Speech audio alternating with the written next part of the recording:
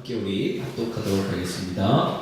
그들이 이 말을 듣고 마음에 찔려 베드로와 다른 사도들에게 물어 이르되 형제들아 우리가 어찌할꼬 하거늘 베드로가 이르되 너희가 회개하여 각각 예수 그리스도의 이름으로 세례를 받고 죄사함을 받으라. 그리하면 성령의 선물을 받으리니 이 약속은 너희와 너희 자녀와 모든 먼데 사람 곧 주 우리 하나님이 얼마든지 부르시는 자들에게 하신 것이라 하고 또 여러 말로 확증하며 고하여 이르되 너희가 이 폐역한 세대에서 구원을 받으라 하니 이 그 말을 받은 사람들은 세례를 받음에 이 날의 신도수가 3천이나 더하더라. 그들이 사도의 가르침을 받아 서로 교제하고 떡을 떼며 오로지 기도하기를 힘쓰니라. 아멘. 설날 명절 가운데 하나님 우리를 지키시고 보호해 주시고 축복해 주신 하나님께 감사드립니다. 여러분의 가정에 하나님의 은혜와 축복이 늘 함께하기를 간절히 소원합니다.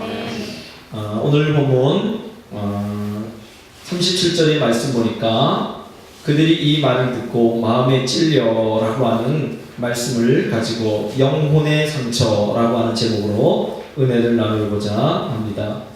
우리 하나님은 상하고 통회하는 심령을 찾으신다고 말씀하고 있습니다. 하나님의 관심은 진리의 말씀에 찔려 상처받은 영혼 위에 머무십니다. 시편 51편 17절 말씀에 하나님께서 구하시는 제사는 상한 심령이라. 하나님이여 상하고 통회하는 마음을 주께서 멸시하지 아니하시리이다. 하나님이 구하시는 제사는 상한 심령이랍니다. 마태복음 5장 2절의 말씀처럼 심령이 가난한 자가 복이 있다고 말씀하셨습니다. 하나님은 상하고 통회하는 마음을 주께 가지고 온 사람들을 멸시하지 아니하시고 그 마음을 받아주신다고 약속하고 계십니다. 오늘 본문은 예루살렘 교회가 본격적으로 시작된 날의 놀라운 모습을 보여주고 있습니다. 오순절 성령 강림 사건으로 모여든 청중들에게 사도 베드로가 설교를 했고 설교를 들은 청중들 속에 큰 떨림이 있었습니다. 본문은 이것을 마음의 찔림이라고 묘사하고 있습니다. 그들이 이 말을 듣고 마음에 찔려, 이 마음에 찔렸다는 것은 영혼의 상처를 입었다라고 하는 말입니다. 영혼의 상처가 입었다. 영혼의 상처, 그것은 우리의 신앙생활에 매우 중요합니다. 왜냐하면 모든 참된 종교의 좌소는 마음에 있고요. 이 마음이 상했다는 것은 인간의 본질에 근본적인 변화가 일어났다는 것을 의미하는 것입니다. 분노로 가득 찬 마음은 사망에 이르지만 상한 심령은 구원에 이르게 된다고 시편 34편 18절에 말씀합니다. 심령을 상하게 하지 못하는 것은 모두 무익한 것입니다. 마음에 찔림을 주지 못한다면 그것이 핵심적인 전통이든지 의식적인 종교 행위든지 우리에게 아무런 유익을 주지 못합니다. 그것들은 오히려 무가치한 위선을 만들어내고 위조된 소망을 키울 뿐입니다. 오늘 본문에서 우리는 영혼의 상처에 대한 좋은 예를 발견합니다. 초대 예루살렘 교회는 시작부터 기독교의 본질적인 요소를 잘 보여주고 있습니다. 특별히 오늘 본문 말씀을 통해서 영혼의 상처가 어떻게 시작되며 그리고 어떻게 그 상처가 치유받게 되는지, 그리고 상처를 치유받는 자에게 주시는 성령님의 선물이 얼마나 놀라운 축복으로 우리에게 임하시는지를 깨닫게 하시는 말씀입니다. 그 첫 번째가 오늘 37절 말씀입니다. 다시 한번 37절을 읽어보도록 하겠습니다. 시작. 그들이 이 말을 듣고 마음에 찔려 베드로와 다른 사도들에게 물어 이르되 형제들아 우리가 어찌할꼬 하거늘. 베드로의 설교에 마음이 찔렸다. 베드로의 설교는 잘한 설교가 아닙니다. 여러분, 우리 베드로에 대해서 잘 알고 있잖아요. 베드로는 다혈질적인 사람입니다. 그리고 어부입니다. 그리고 그는 예수님을 따라다녔지만 그는 예수님의 마음을 많이 아프게 했던 사람이기도 합니다. 그 베드로는 이 사람들에게 감성적인 호소를 하지 않았습니다. 그냥 있는 그 사실 그대로를 얘기했을 뿐입니다. 그랬는데 이 사람들이 어떻게 했다고요? 청중들이 영혼의 상처를 부둥켜 안고 형제들아 우리가 어찌할꼬 라고 회개하는 역사가 일어났습니다. 베드로가 설교한 내용은 우리 2장 14절부터 쭉 내어져 있습니다. 첫 번째 메시지가 뭐냐면, 많은 사람들이 이 오순절의 성령을 경험한 사람들이 방언을 하면서 막 이제 방언을 하니까 사람들이 15개 나라에서 모인 사람들이 자기 나라 말로 베드로가 한 얘기들을 다 알아듣는 겁니다. 그러니까 굉장히 놀랐죠. 야, 이런 능력이 어떤 것인가. 그러면서 그들이 놀라고 당황하면서도 그들이 하는 말이 뭐예요? 조롱하면서 이르기를, 야, 그들이 새 술에 취했다. 술 취해서 저들이 그렇게 하는 것이다 라고 말하는 것에 대해서 베드로가 그들에게 이야기를 하는 거예요. 첫 번째, 우리가 이 새 술에 취하게 된 그것이 무엇이냐? 그것은 요엘서에 말씀했던 그 말씀이, 요엘서 2장 28절의 말씀이 우리 가운데 이루어진 것이다 라고 말합니다. 요엘서 2장 말씀이 뭐죠? 내가 말세에 내 영을 너희에게, 너희 모든 육체에게 부어주리니 너희 자녀들은 예언할 것이요 젊은이들은 환상을 보고 너희 늙은이들은 꿈을 꾸리라. 이 말씀대로 성령이 우리 가운데 임하셔서 우리가 예언하게 되고 우리가 환상을 보게 되고 우리가 꿈을 꾸게 된 것입니다. 그리고 두 번째 메시지는 뭐냐면, 누구든지 예수 그리스도의 이름을 부른 자는 구원을 얻을 것입니다. 하나님께서 나사렛 예수 그리스도로 큰 권능과 표적을 우리 가운데 보내주셨습니다. 그 예수님을 믿으면 구원 받습니다 라고 하는 내용이었고요. 세 번째는 예수님을 너희들이 십자가에 못 박았지만 하나님께서 그를 사망의 고통에서 풀어서 살리셨다. 다시 말하면 예수님은 부활하셨다는 것을 선포한 내용입니다. 그리고 마지막 네 번째, 그들에게 설교한 내용이 뭐냐? 그 36절의 말씀입니다. 그런즉 이스라엘 온 집은 확실히 알지니 너희가 십자가에 못 박은 이 예수를 하나님이 주와 그리스도가 되게 하셨느니라. 무슨 말이죠? 당신들이 십자가에 못 박은 이 예수님이 우리의 메시아였다. 그리스도가 이 메시아를 말합니다. 메시아가 되셨고 그가 우리의 주인, 로고스 주인이 되었다. 말씀이 되었고 퀴리오스 우리의 주인이 되었다고 선포하고 있는 것입니다. 이 말씀을 들은 그 청중들이 어떻게 했다고요? 마음에 찔림을 받았다. 마음에 상처를 받았다는 거예요. 이걸 다시 말하면 무슨 말이냐면, 이 찔렸다는 말이 무슨 말이냐면 그들이 격하게 찔려 관통함을 받았다라고 하는 말입니다. 이게 무슨 말이냐면 화살을 당겨가지고 심장에 이것이 박혔다는 것입니다. 이 메시지가 그들의 무리 마음, 딱딱한 마음, 그 심장을 끄뚫고 들어가서 그들의 심장에 찔림을 받고 그들이 아파하는 것입니다. 이게 영혼의 찔림입니다. 영혼의 상처를 받은 거예요.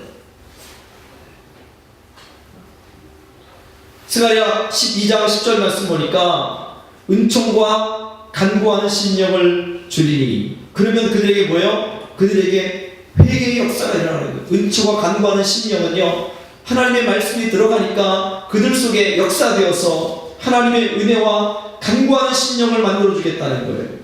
요한복음 8장 9절 말씀 보니까 이 말씀을 듣고 양심의 가책을 받아라고 하는 말과 동일한 말씀입니다. 이 말이 뭐냐면, 예수님을 죽이려고 하는 많은 사람들이 어떻게 예수를 죽일까 그러다가 조로의 찬소를 맞이했습니다. 그것은 현장에서 가늠하다 잡힌 여인을 예수님께 데려온 것입니다. 그래서 예수님, 율법에는 이런 여자는 돌로 쳐 죽이라고 하는데 예수님은 어떻게 말씀하실 겁니까? 라고 그들이 예수님에게 질문합니다. 예수님이 그들을 돌로 쳐라, 가늠한 여인은 돌로 쳐 죽여라 라고 하면 예수님은 사랑을 얘기하는데 당신은 사랑이 없는 그런 선지자입니다. 그런 사람입니다. 그리고 예수님을 용서해 주라 그러면, 예수님께서 이 여인을 용서해 주라 하면 어떻게 율법을 어기기 때문에 율법을 어기는 사람도 없이 돌에 쳐 죽여야 됩니다. 그 예수님은 어떻게 했습니까? 아무 대답하지 아니하고 거기 앉으셔서 바닥에다 글을 썼습니다. 그리고 일어나서 하신 말씀이 뭐예요? 너희 중에 죄 없는 자가 먼저 돌로 쳐라. 죄 없는 자가 돌로 쳐라. 그래서 8장 9절 말씀에 있는 말씀이 그거예요. 이 말씀을 듣고 양심의 가책을 받아. 이 양심의 찔림을 받은 거예요. 영혼의 찔림을 받으니까 어떻게 해요? 자기의 죄악들이 보여지는 거예요. 그러니까 감히 남들에게 돌을 던질 수가 없는 것입니다. 오늘 저와 여러분, 주님은 우리에게 말씀을 통하여 진리의 말씀을 통해서 우리가 찔림을 받기를 원하시는 거예요. 복음의 진리를 가지고 찔림을 받기를 원하시는 거예요.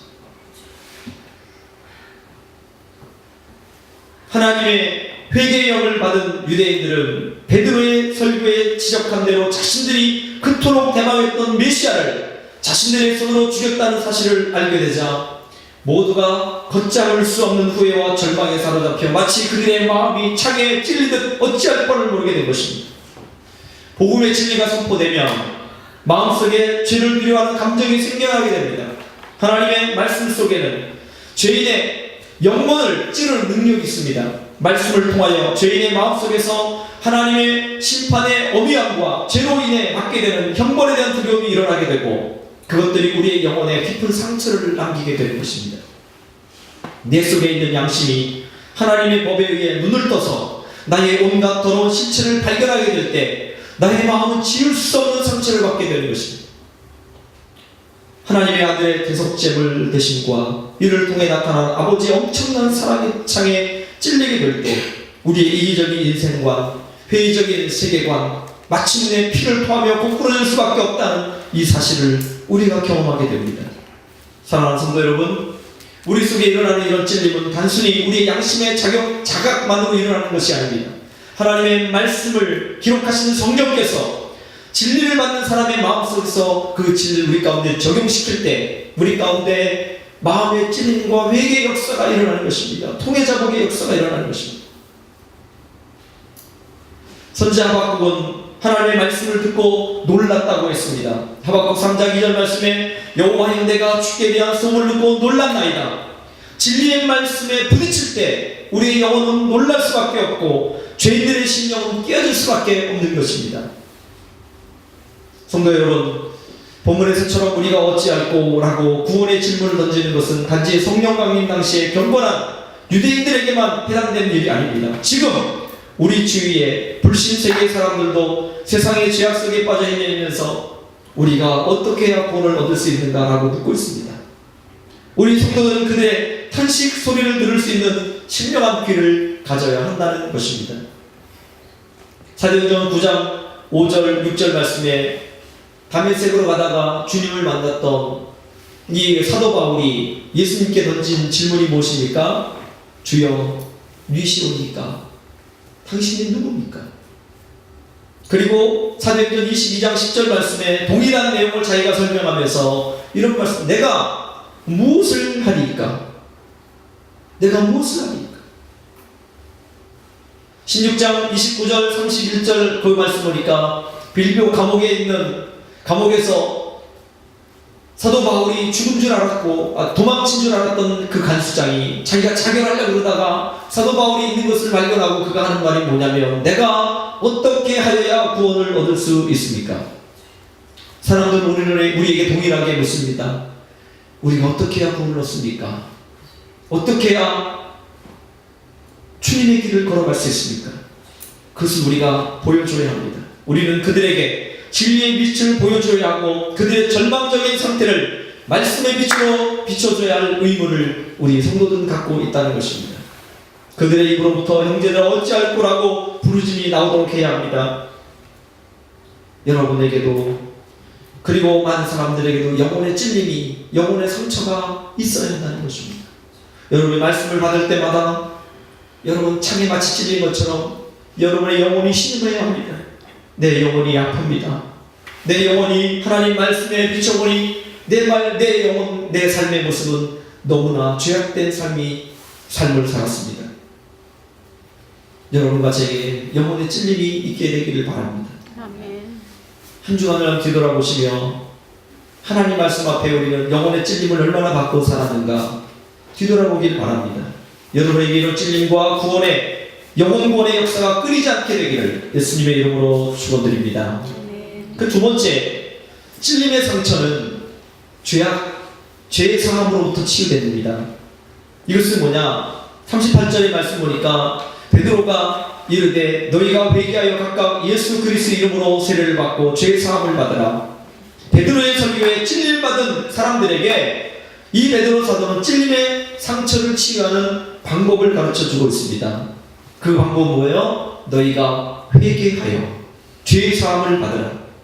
찔림의 상처는 회개하여 죄의 사함을 받음으로 치유된다는 말씀입니다. 다른 방법이 없다. 그리고 그 방법은 예수 그리스도 이름으로 세례받는 것입니다. 그것은 십자가에 흘리신 예수 그리스도의 보혈이 영혼의 상처를 치유하는 치료약이 된다는 말씀입니다. 사랑하는 성도 여러분, 진리의 말씀에 찔려 깊게 패인 상처는 아무나 치료할 수 있는 게 아닙니다. 오직 그 상처는 오직 주님만 치료하실 수 있는 상처입니다.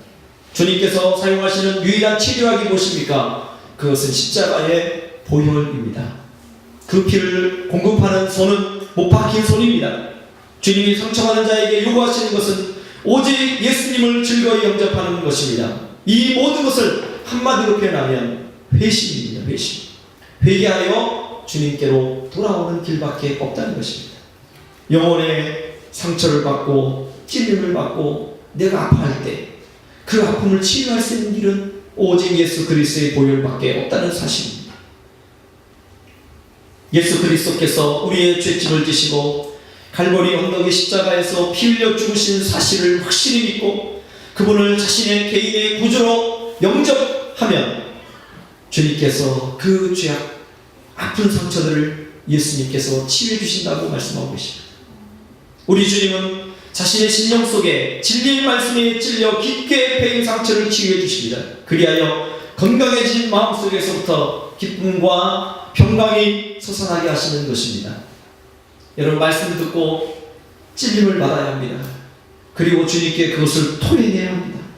그럴 때 주님께서 예수 그리스도의 보혈의 피로 우리의 상처를 치유해 주시기 시작합니다. 어느 교회에 옆에 개미집이 있었답니다. 그런데 어느 날 교회 옆에 어떤 집에서 집수리를 하게 되었습니다. 그래서 개미의 집이 무너진다는 이야기가 들려왔어요. 그 여왕 개미가 개미들을 다 모았습니다. 그리고 이야기를 합니다.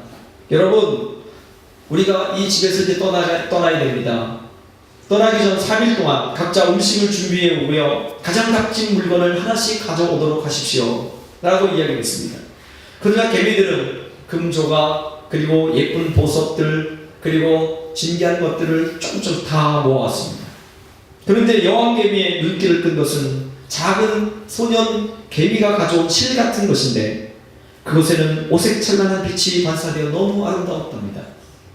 그래서 여왕개미가 그 소년 개미에게 이것은 어디서 구했는지 물었습니다. 그랬더니 이 소년 개미가 하는 말이, 제가 교회 안으로 들어갔을 때 어떤 어른이 기도하고 있었어요. 그분은 자기의 잘못을 자백하고 하나님께 용서를 빌며 뜨거운 눈물을 흘리더군요.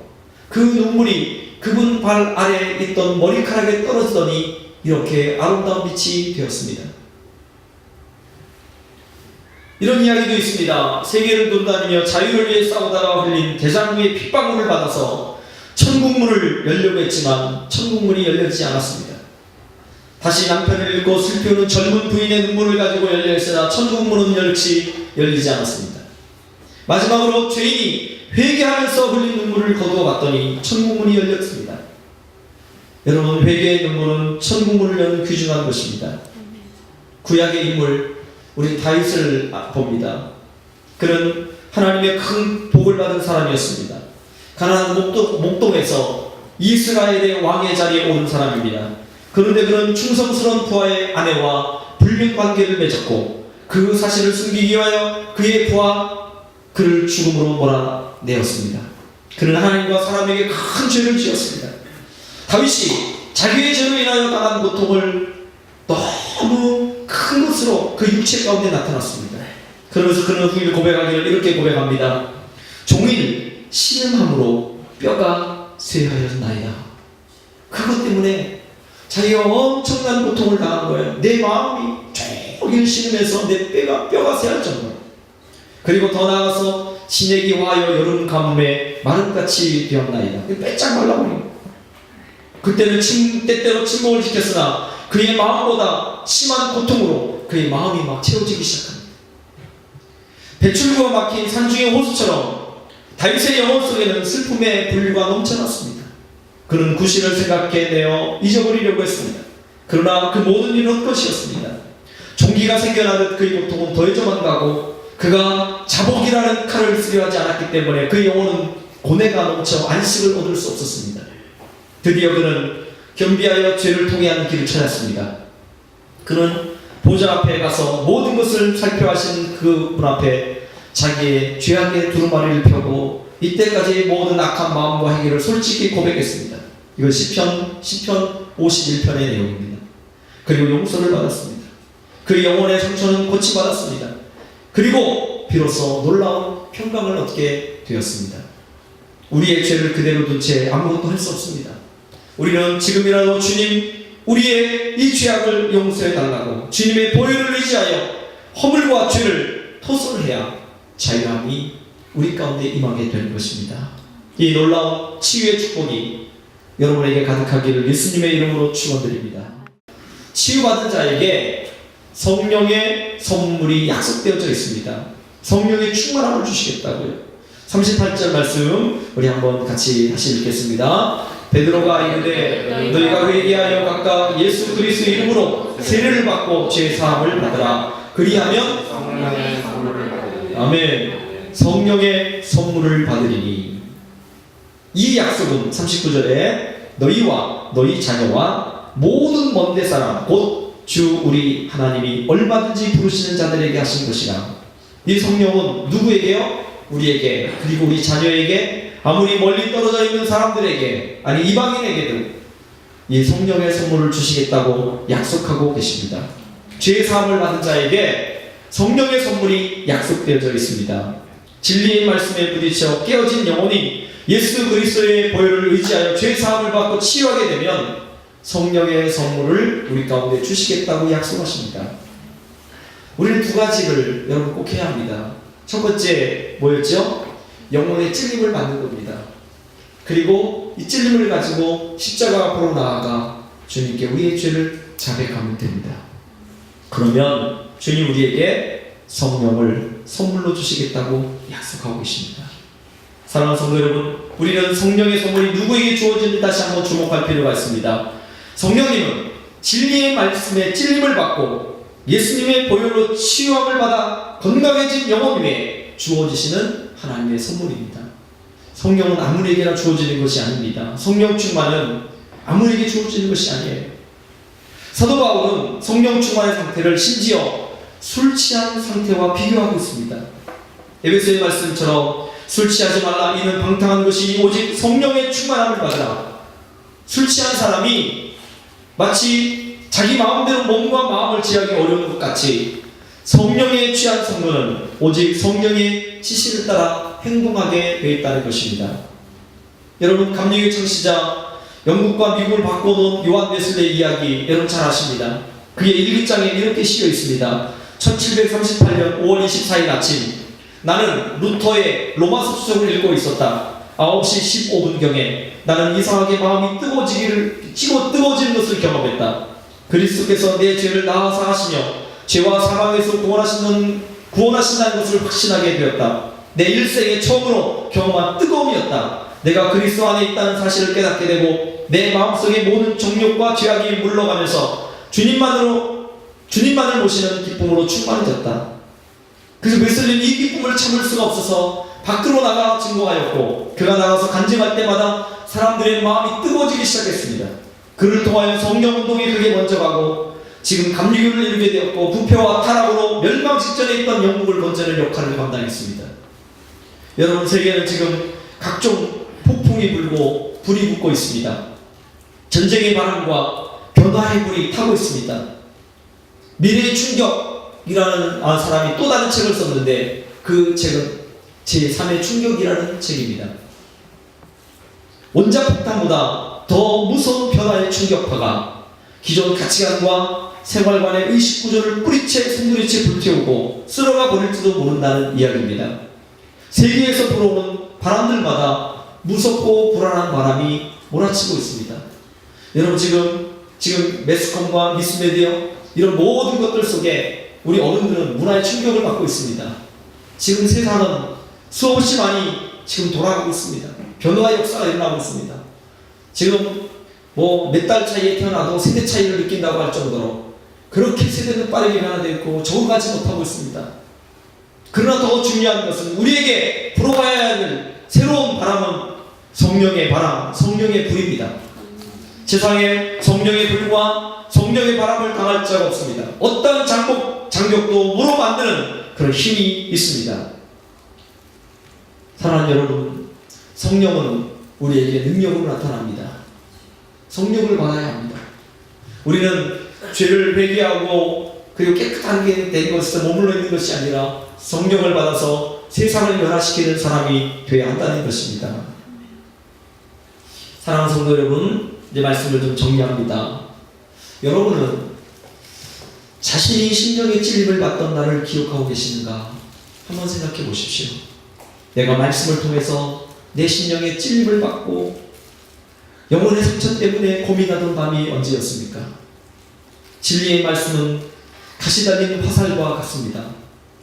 그 화살을 맞으면 상처 입은 사람은 고통 속에 몸부림치게 되어 있습니다. 그가 몸에 박힌 무기에서 벗어나려고 몸부림치면 칠수록 상처는 더욱 커지게 되어 아픔은 한층 더 증가할 수밖에 없습니다. 이 사람의 상처는 자신의 죄로 말미암은 것입니다. 지존자의 화살은 그 사람의 영혼을 성령의 능력으로 아프게 막 찢어놓습니다. 그래서 히브리서의 말처럼 하나님의 말씀은 살았고 활력이 있어 어떻게 해요? 심령의 관절과 골수를 찔러 쪼개신다고 했습니다. 하나님의 말씀은 우리 속에 들어와서 이 죄악된 마음들을 막 갈기갈기 찢어놓습니다. 그런데도 그것을 자기 스스로의 손으로 그것을 뽑아내려고 해서는 안 됩니다. 왜요? 더 큰 상처와 아픔을 그리고 좌절과 실망만 맛보게 되기 때문입니다. 오직 선한 의원이신 예수님만이 그 영혼을 다치거나 상해하지 않고 그 고통에서 건져내실 수 있습니다. 저와 여러분은 이 예수님을 만난 복된 사람들입니다. 예수님은 약속대로 교회 위에 성령의 선물을 주셨고 우리 중에 많은 사람들은 성령의 선물을 이미 경험하고 있습니다. 성령님은 우리에게 오셔서 영적 은사를 주시며 전도의 능력을 공급하여 주시고 계십니다. 그리고 성령의 능력은 우리의 삶의 활력과 능력으로 나타나게 합니다. 다른 사람을 위로하게 만들고 다른 사람에게 그리스도의 사랑을 증거하게 만들고 다른 사람에게 따뜻하게 주님의 품을 안아줄 수 있는 능력을 가지게 만드는 것입니다. 사랑하는 여러분, 말씀을 통하여 우리 영혼에 많은 상처가 나길 바랍니다. 그리고 자꾸 죄악들이 발견되어지길 바랍니다. 야, 이것도 죄악이었구나. 이것도 죄악이었구나. 그러면서 여러분의 억억 소리가 나야 됩니다. 아, 아픕니다, 주님.